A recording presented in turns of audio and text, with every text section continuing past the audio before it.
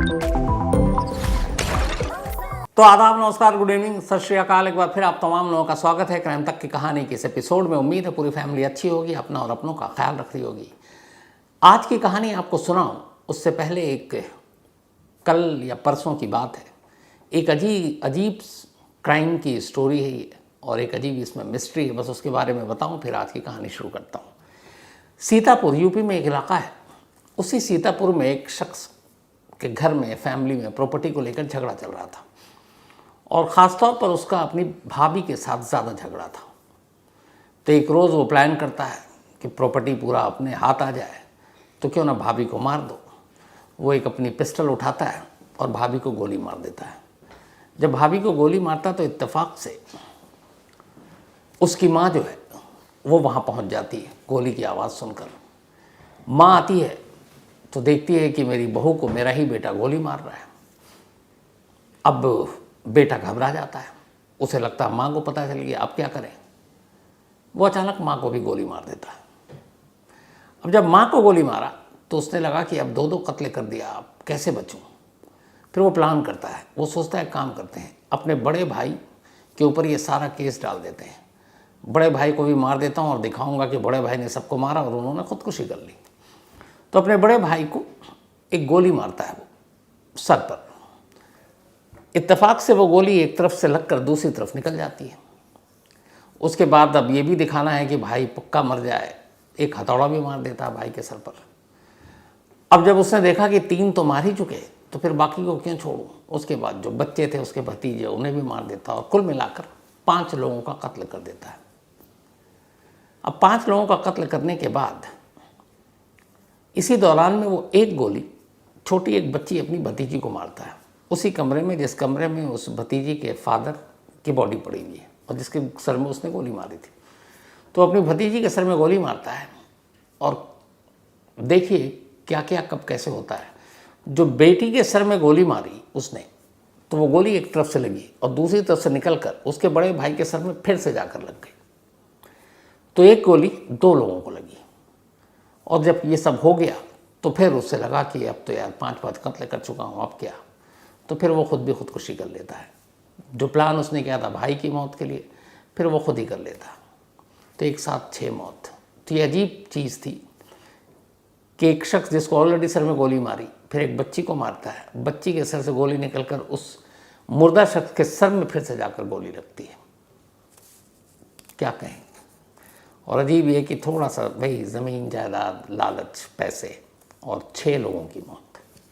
सीतापुर की ये भी 24 से 48 घंटे पुरानी कहानी है। और बाकी इसकी डिटेल में कहानी आप सुप्रतिम बनर्जी से सुनिएगा। अब आते हैं आज की कहानी के ऊपर। बात है 19 दिसंबर 2015, सुबह ठीक 5 बजे 19 दिसंबर 2015 को पाकिस्तान के मुल्तान जेल में फांसी होनी थी। और जिस शख्स को फांसी होनी थी उसका नाम था चौधरी मोहम्मद अनवर। चौधरी मोहम्मद अनवर पर एक कत्ल का इल्ज़ाम था और 2015 में फांसी होनी थी। करीब 22 साल से वो जेल में बंद था। तो 19 दिसंबर की सुबह 2015 में 5 बजे फांसी होनी थी। उससे पहले 18 दिसंबर की रात और उस दिन पूरे दिन पाकिस्तान के कानून और जेल मैनुअल के हिसाब से उससे पूछा गया, भाई तुम्हारी आखिरी ख्वाहिश क्या है। तो उसने कहा अपने फैमिली वालों से मिलना है। तो उसके घर में जो माँ बाप, भाई, वो लोग जेल में मिलने के लिए आए। सारी मुलाकात हुई, मिलकर लौट गए। रात को उससे आखिरी ख्वाहिश पूछी गई। और अब वो मुल्तान जेल की एक काल कोठरी में अकेला बंद है। तमाम जो जेल के सुरक्षा गार्ड हैं उस काल कोठरी पर नज़र लगाए हुए हैं, क्योंकि जिसे भी फांसी दी जाती है वो जब अकेला होता था कभी भी कुछ भी अपने आप को भी नुकसान पहुंचाने की कोशिश करता है। लगभग अपने देश के जैसा जेल पाकिस्तान का भी हाल। तो अब उसको सुबह फांसी होनी है, मौत से पहले वो खुद को नुकसान ना कर ले। तो पुलिस वाले उसकी निगरानी कर रहे हैं और वो काल कोठरी में बंद अपनी सारी गुनाहों के लिए माफ़ी मांग रहा है। और बस ये है कि अब उसे अगले कुछ घंटों में मौत मिलनी है। इसी काल कोठरी में रहते हुए वो पिछले इतने सालों में 30-40 मौत तो देख चुका था फांसी की। जब भी किसी काल कोठरी से किसी कैदी को फांसी पर चढ़ाने के लिए ले जाते तो ये तमाम कालकोठरी के लोग देखते और फिर डरते और इंतज़ार करते कि अगली बारी उनकी है और ये वैसे ही ले जाएंगे। तो वो देखता कि कई पैरों पर खड़े नहीं हो पा रहे हैं, कई कांप रहे हैं, कई को टांग कर ले जा रहा, कई को घसीट कर ले जा रहा, कई चीख रहे हैं, रो रहे हैं, मुझे बख्श दो। लेकिन जल्लाद, कानून, जेल, जेलर जब सज़ा हो गई तो कहाँ बख्शेंगे। तो अपने सामने ऐसे बहुत सारे लोगों को जाते हुए देखा। अब 18 दिसंबर 2015 की रात उसकी ज़िंदगी की आखिरी रात, और अब करीब करीब अगले करीब 6-7 घंटे बजे थे जब उसको फांसी पर चढ़ाया जाना था। खाना वाना पूछा गया, उसने सब मना कर दिया क्योंकि उसे मालूम है अब मरने जाना है, मौत का खौफ बहुत बड़ी चीज़ होती है। जेल के जेलर, बाकी लोग वो सब आए, उससे ख्वाहिश पूछी, नए कपड़े भी दिए, उसको बताया कि सुबह फांसी होने से पहले तुमको नहाना है, तुमको अगर नमाज़ पढ़नी है तो पढ़ लेना और दुआ करनी है तो कर लेना, किसी मौलाना की ज़रूरत है तो भेज देंगे। ये सारी उससे आखिरी बातचीत हो रही है और वो बेसुध बदहवास जैसे पत्थर का बुत। अब उसे लगता है कि बस मालूम है कि मरने जा रहे हैं। धीरे धीरे घड़ी की सुई आगे बढ़ रही है। शाम होते होते सूरज डूबने से पहले उसके सारे मिलने वाले मिलकर चले गए। अब उसे मालूम है अनवर को कि ये मेरी आखिरी मुलाकात है, मैंने अपने घर वालों को आखिरी बार देखा है। उसके बाद वो कालकोठरी में वापस, पुलिस वाले उससे बात करने की कोशिश कर रहे हैं, उसकी ज़ुबान भी नहीं चल रही है और बिल्कुल खामोश निढाल। तभी ठीक रात में घड़ी के 10 बजते हैं। अब कुल 7 घंटे बाकी हैं उसकी ज़िंदगी और मौत के बीच। ठीक 5 बजे उसे फांसी के पंधे पर चढ़ाना था और 4:30 बजे उसे कालकोठरी से निकालकर उस तख्ते तक ले जाना था, मुल्तान जेल के। लेकिन तभी 10 बजा, कालकोठरी के बाहर उसके 4 पुलिस वाले पहरा दे रहे हैं। अचानक तेज़ कदमों से मुल्तान जेल का जेलर और उनके साथ उनके 2 स्टाफ लपकते हुए उसके सेल के पास आते हैं और सेल के पास आने के बाद उससे कहते हैं, मुबारक हो, तुम्हारी मौत कल नहीं होगी, मौत टल गई है। पहले तो उसे लगा अनवर को कि ये सब मजाक है और शायद मुझे होशो हवास में रखने के लिए झूठ बोल रहे हैं, क्योंकि मौत के डर से उसकी हालत ख़राब, हवा ख़राब थी। पर उन्होंने कहा नहीं, तुम्हारी अपील पे फैसला आया है और तुम्हारी फांसी को फ़िलहाल होल्ड पर डाल दिया गया और ये रहा उस हाई कोर्ट का ऑर्डर। उन्होंने ऑर्डर की कॉपी अनवर की तरफ बढ़ाई। पढ़ा लिखा था वो, उसने कॉपी देखी। जब उसने फैसला पढ़ा तो वो अचानक चीख पड़ा। ये उसकी खुशी की चीख थी। 7 घंटे पहले अनवर की मौत रुक गई। अब ऐसा क्या ऑर्डर था और क्यों अनवर की फांसी रुकी और क्यों 7 घंटे पहले रुकी? आखिरी मुलाकात घर वालों से हो चुकी, आखिरी ख्वाहिश पूरी हो चुकी। अब बस उसे मरना था, लेकिन मौत से पहले ये नई ज़िंदगी उसे कैसे मिली? तो इस पूरी कहानी की शुरुआत होती है 1993 में, 1993 में। 1993 मुल्तान के करीब एक गोगामड़ी इलाका है। उसी गोगामड़ी में अनवर रहा करता था। अपने परिवार के साथ भाई थे, भाभियाँ थी और इस वक्त उसकी उम्र करीब 17.5 से पौने 18 साल के बीच थी 1993 में। और सब कुछ ठीक ठाक चल रहा था, घर वाले से भी सब ठीक थे। 6 मार्च 1993 को अनवर के बड़े भाई का किसी गांव वाले से झगड़ा हो गया। वो लोग हथियार लेके, डंडा वंडा लेकर घर पे पहुंच गए। अब वो अनवर के बड़े भाई को पीट रहे हैं और घर में जो भी मर्द है उन्होंने कहा सबको पीटेंगे। अब अनवर का कोई झगड़ा नहीं है, उसके बड़े भाई को मार रहे हैं। वो दूर खड़ा देख रहा है और वो डर गया कि अब उसके बाद उसे भी मारेंगे, क्योंकि वो 17.5 पौने 18 साल का एक लड़का था। तो उसके 1-2 भाई को पीट रहे थे। अब अनवर की लगभग बारी थी। अनवर डर गया। वो भागकर कमरे में जाता है और अपने भाई की पिस्टल लेकर आ जाता है बाहर, और पिस्टल लाकर दहशत में वो गोलियां चलाना शुरू कर देता है, हवाई फायर। पर इत्तेफाक से उसमें से एक गोली एक सामने वाले जो आए थे हमलावर, उनमें से उसको लग जाती है। जैसे ही गोली चली, उसको गोली लगी, बाकी हमलावर भाग गए। फिर पुलिस आई, उठाकर उसको अस्पताल ले जाया गया, पर उस शख्स ने दम तोड़ दिया। दम तोड़ा, पुलिस ने तफ्तीश की तो पता चला कि गोली चलाई है अनवर ने। झगड़ा हो रहा बड़े भाई का, लेकिन अक्यूज्ड और मुजरिम बन गया अनवर। अब पुलिस उसको लेकर अपने साथ थाने ले जाती है, गगो पुलिस स्टेशन, ये मुल्तान के इसी गोगामड़ी इलाके में। तो गगो पुलिस स्टेशन में ले गए। उसके बाद वहाँ FIR दर्ज हुई और अनवर के ख़िलाफ़ 302 का मामला दर्ज किया गया, कत्ल का। इसके बाद पुलिस कस्टडी में उससे कुछ पूछताछ हुई, फिर उसको न्यायिक हिरासत में जुडिशल कस्टडी में जेल भेज दिया गया। पाकिस्तान और हमारे यहाँ का जो जुडिशल सिस्टम है और पुलिस का सिस्टम है और जो धाराएं हैं लगभग वो सारी एक जैसी है, क्योंकि अंग्रेज़ों की देन थी। वहाँ अब भी अंग्रेज़ों की चल रही है, हमारे यहाँ भी। हालांकि हमारे यहाँ कुछ चीज़ों में IPC CRPC में सुधार हुआ है। तो वो पहुँच गया जेल। इसके बाद चार्जशीट दाखिल हुई। चार्जशीट में अनवर को आरोपी बनाया गया है कत्ल का। लगभग 5.5 साल तक मुकदमा चला। 27 जून 1998 को सेशन कोर्ट ने अपना फैसला सुनाया और अनवर को सज़ाए मौत दे दी। पाकिस्तान में सज़ाए मौत फांसी से ही दी जाती है, जैसे अपने यहाँ। अब सेशन कोर्ट ने मौत की सज़ा दे दी। जैसे ही मौत की सज़ा दी, अब अनवर अभी तक मुल्तान की जेल में बंद था। अब उसे वहाँ से उठाकर उसके साथ बाकी कैदी थे काल कोठरी में बंद कर दिया गया, क्योंकि अब वो मौत की सज़ा का कैदी था। तो ताकि बाकी को नुकसान ना पहुँचाए, खुद को नुकसान ना पहुँचाए, उसको एक काल कोठरी में बंद कर दिया गया। काल कोठरी में तब तक उसके साथ मौत की सज़ा पाने वाले 4 और लोग होते थे, यानी 3। तो कुल काल कोठरी में एक में 4 कैदी, सभी को डेथ पेनल्टी जिनको मिलता है। तो सेशन कोर्ट का फैसला सजाए मौत, उसको काल कोठरी में बंद कर दिया गया।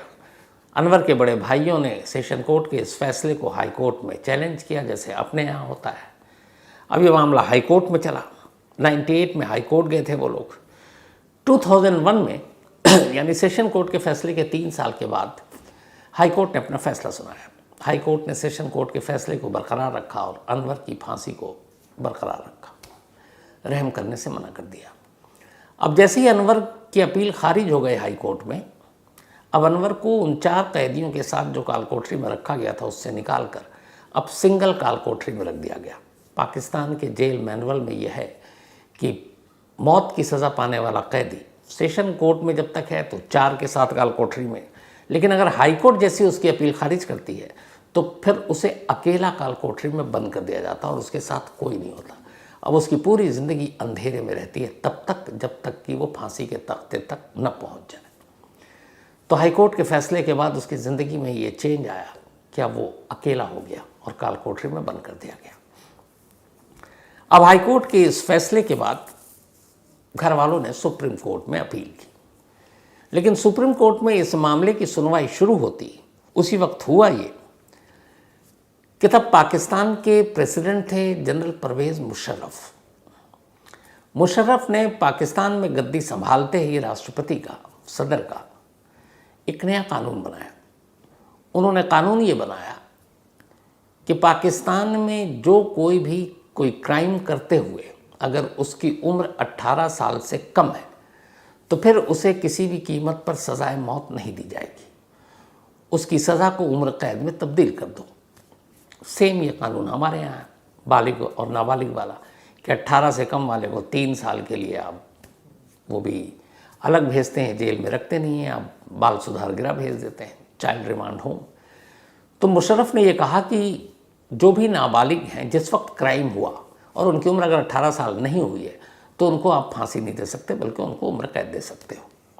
अब जैसे ही सरकार, पाकिस्तानी सरकार का ये नया कानून आया, अनवर के भाइयों ने फ़ौरन इलाहाबाद, उसी जो पाकिस्तान का हाई कोर्ट है, वहाँ उन्होंने अपील दायर कर दी कि ये नया कानून और ये कानून हमारे भाई पे लागू होता है, क्योंकि जिस दिन 6 मार्च 1993 को उसके हाथों एक कत्ल हुआ तब वो 18 साल का नहीं हुआ था, बल्कि 17.5 से 18 साल के दरमियान था।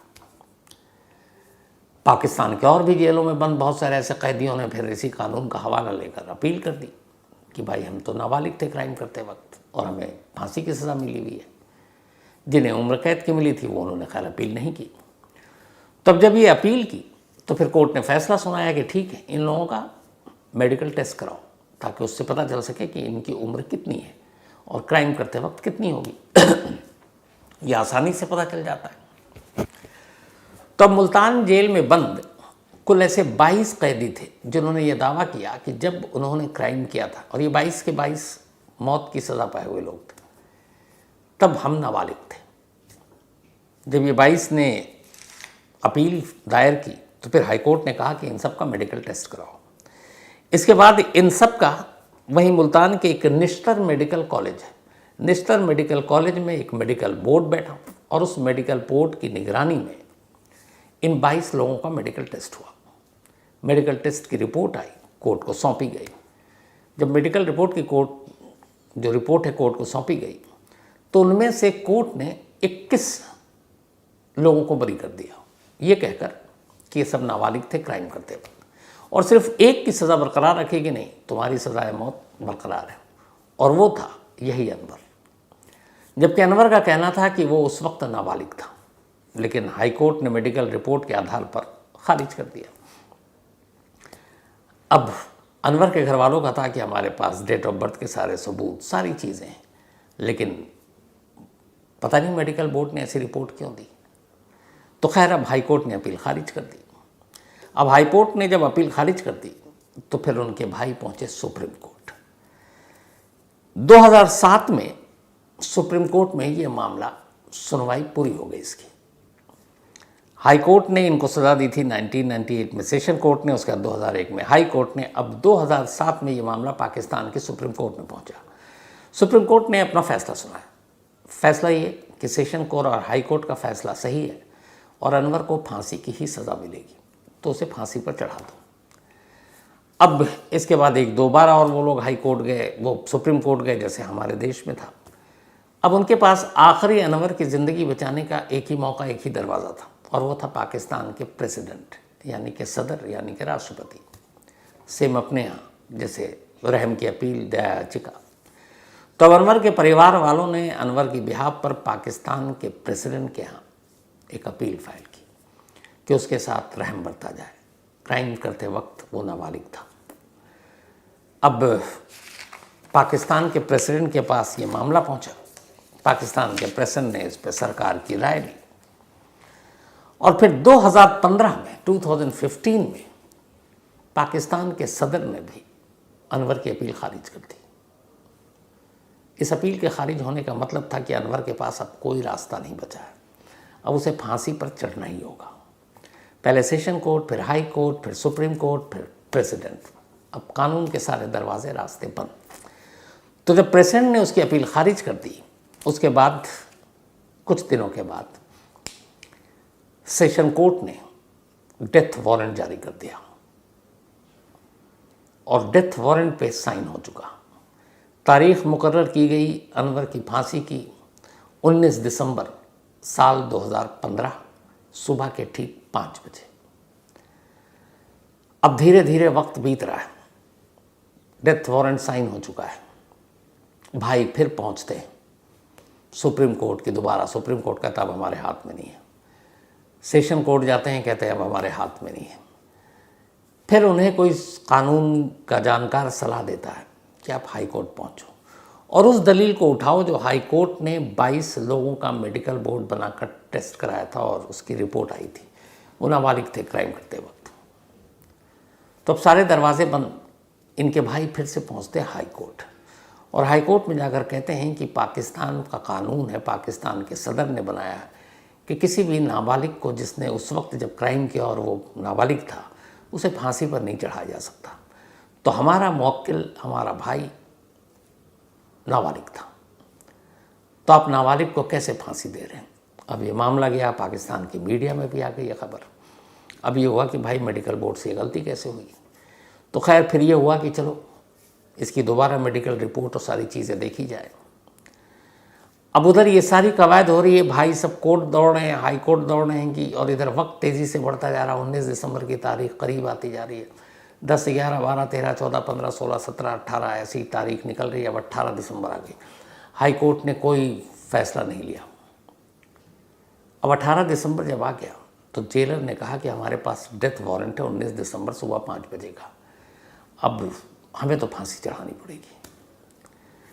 उधर वकील ने कोर्ट से कहा कि ये एक शख्स के कानून और कानून के ख़िलाफ़ जाकर सज़ाए मौत वाला मामला है। हाई कोर्ट स्पेशली फिर अदालत बैठती है, सुनवाई करती है, उसकी मेडिकल रिपोर्ट देखती है और फिर जजों की जो राय थी वो बढ़ गई और ये था कि 93 में जब उसने जुर्म किया तब उसकी उम्र 18 साल पूरी नहीं हुई थी, कुछ महीने बाकी थे। इसी ग्राउंड पर हाईकोर्ट ने अचानक पहले इंतरिम फैसला दिया कि कल सुबह होने वाली फांसी को रोको। ऑर्डर लेकर मुल्तान जेल जाया गया। परिवार से मुलाकात हो चुकी है, आखिरी ख्वाहिश पूरी हो चुकी है। 10 बजे रात को जेल के पास ही ऑर्डर पहुंचता है और अनवर की फांसी रुक जाती है। अब फांसी रुक गई, इसके बाद अनवर को फिर से काल कोठरी में से निकाल कर बाकी कैदियों के साथ रखा जाता है और अब एक सुनवाई जारी रहती है कि फांसी तो रुक गई, लेकिन ये इतने सालों से जेल में है, तो अब क्या करें इसकी उम्र कैद। पाकिस्तान में भी वही 14 साल वाला चक्कर था। चलता रहा। हाईकोर्ट में ही ये मामला जिसने फांसी रुकवाई वहीं सुनवाई होती रही और आखिरकार 2021 में हाईकोर्ट ने अपना फैसला सुनाया और उसने कहा कि अनवर ने जो गुनाह किया था उसके लिए वो 28 साल जेल में काट चुका है और चूंकि वो नाबालिग था और कानून ये है इसलिए उसको सजाए मौत दे नहीं सकते, तो अब उम्र कैद शायद उसने अपने उम्र कैद से दुगना काट लिया है, 28 साल, इसलिए उसको रिहा कर देना चाहिए। और आखिरकार 2021 में अनवर मुल्तान जेल से रिहा हो जाता है। इन 28 सालों में अनवर अलग अलग जेलों में रहा, मुल्तान की जेलों में रहा, धेड़ी के जेल में रहा और अनवर ने अपने सामने 50 लोगों को काल कोठरी से निकलकर फांसी के तख्ते की तरफ जाते हुए देखा। और ये वो कैदी थे जिनसे वो बातचीत भी करता था, हर एक का केस लटका हुआ था और उनको वो लड़खड़ाते हुए, डगमगाते हुए, डरते हुए, कांपते हुए, घसीटते हुए ले जाते हुए उसने अपनी आंखों से देखा। तो जब वो देखता था और चूँकि वो खुद काल कोठरी में था तो उसे एहसास होता था कि एक रोज़ ये लोग मुझे ऐसे ही ले जाएंगे।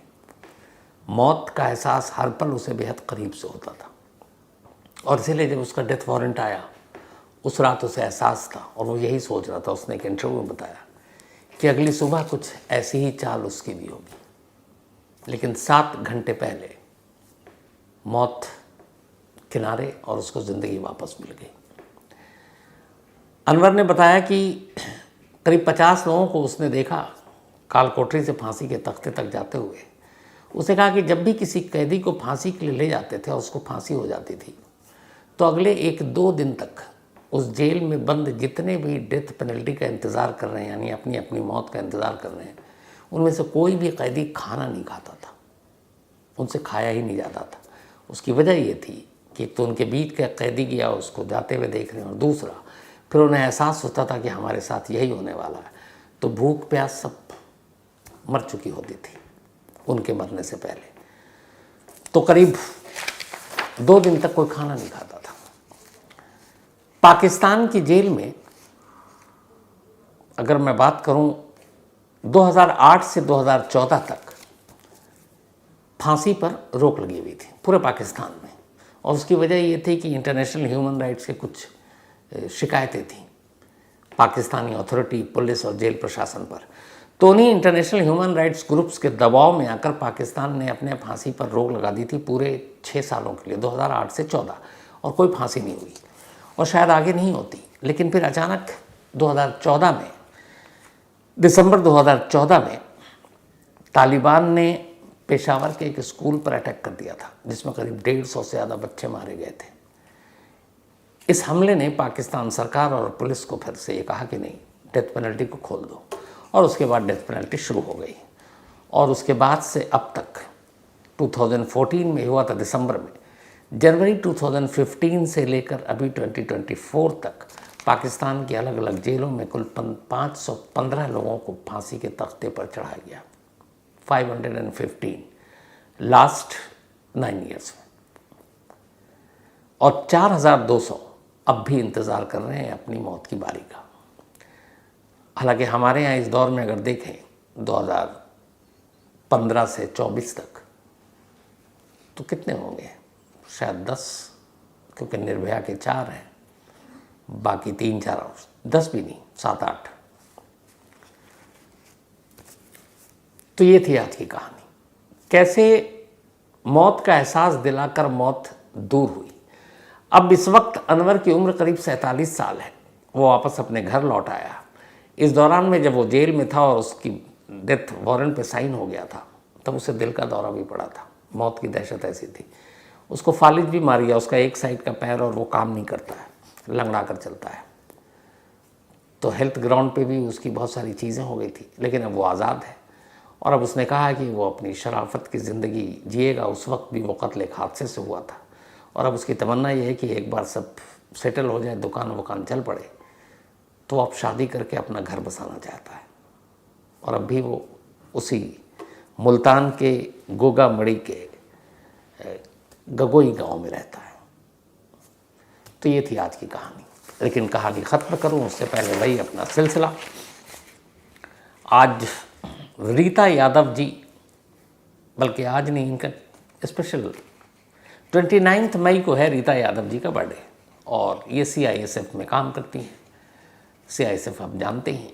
तो रीता यादव जी, एक तो हैप्पी बर्थडे एडवांस में, क्योंकि 29 मई को मैं यहाँ हूँ नहीं और मुझे नंदिनी ने स्पेशली ये बोला है, तो आपको एडवांस में आपके जन्मदिन की बहुत बहुत शुभकामनाएं। नंदिनी जो है वो रीता जी की बिटियाँ हैं और रीता यादव जी, आपके ज़रिए मैं तमाम वो महिलाएं जो चाहे CISF में हों, चाहे पुलिस में हों, चाहे RPF में हों, चाहे BSF में हों, आर्मी में हों, एयरफोर्स में हों, फिर नेवी में हों, उन तमाम लोगों के लिए शुभकामनाएं। और बाकी हम सबको आप लोगों पर नाज है, फ़ख्र है।